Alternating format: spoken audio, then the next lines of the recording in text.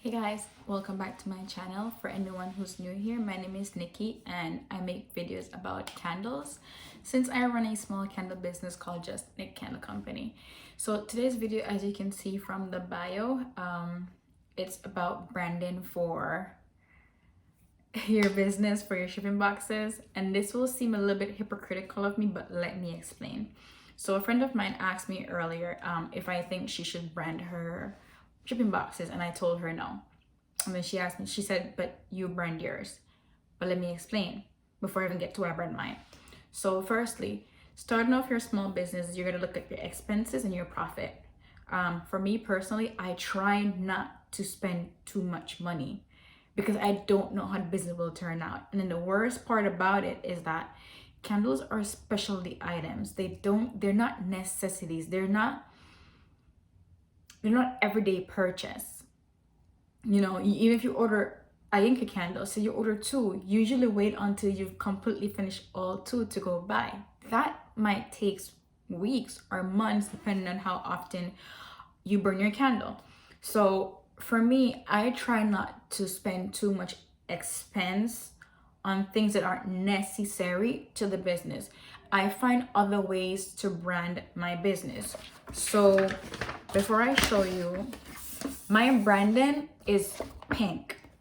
And everything is pink. And if you've read the About Us page to see how I got started with selling my candles, it's about breast cancer. So of course I went with the pink branding. Now if you look on my thank you card, you see that the edges have pink on it, and then the little heart between thank and you is pink. The social symbols are also pink. I found small ways to brand my packaging, but I don't necessarily brand my packages too much to an extent. I feel like I put more effort into the quality of my candles than what they're packaged in. I just make sure I have eco-friendly packaging and that my candles are safe during transit. Now, the reason why she asked me how come I brand my packages, let me explain. When I started my business, like I said, I didn't really have much of a plan going into it. So I knew what size labels I wanted for my candles and I bought them. But I bought matte paper labels. And then I had two incidences with wet surfaces and the matte label that was like literally disintegrating the ink on the label. So I was like, oh, not gonna work. So I ended up buying glossy labels instead and chose to go with glossy labels for the company. Now I had already bought 300 of these matte labels and I was thinking, I can't throw them out. Hell for sure not. I can't return them since I already opened and started using them.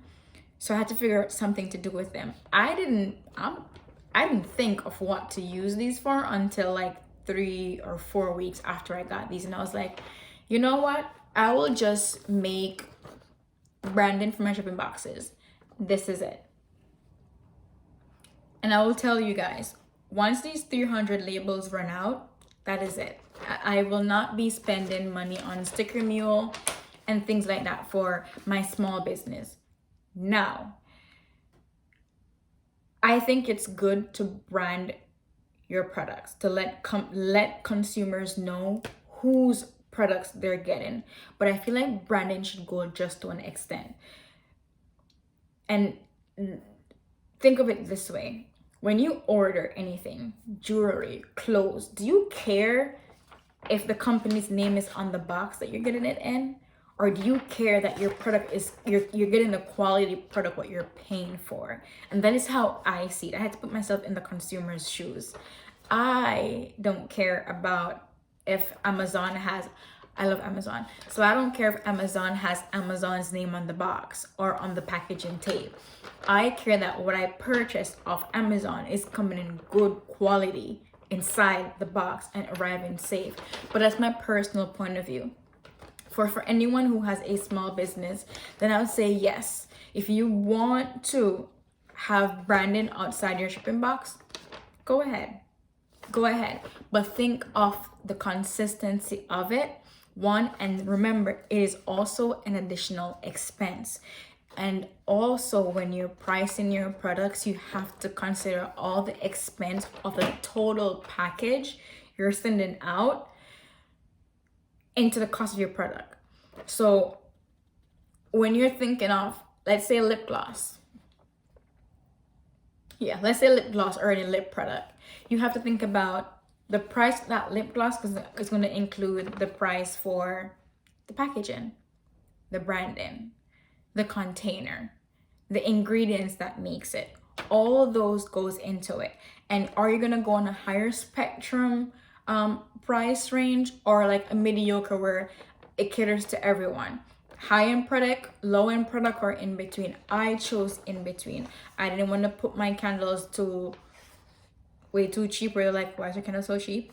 And I didn't want to go on the high-end version of it, because then I would be targeting a specific customer, and not everyone can afford to pay XYZ for a candle.